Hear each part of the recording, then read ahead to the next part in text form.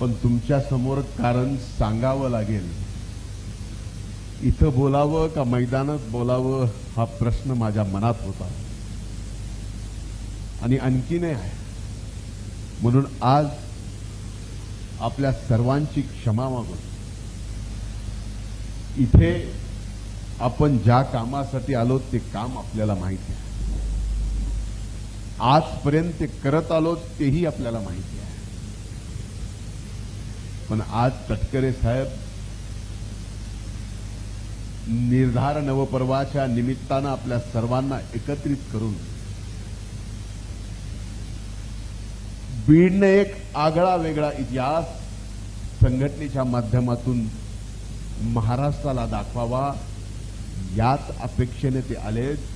आणि आपण सर्वजण मिळून राष्ट्रवादी काँग्रेस पक्षाची बीड जिल्ह्याच्या प्रती असणारी अपेक्षा नक्कीच पूर्ण करू हे वचन आदरणीय तटकरे साहेबांना आपण या निमित्तानं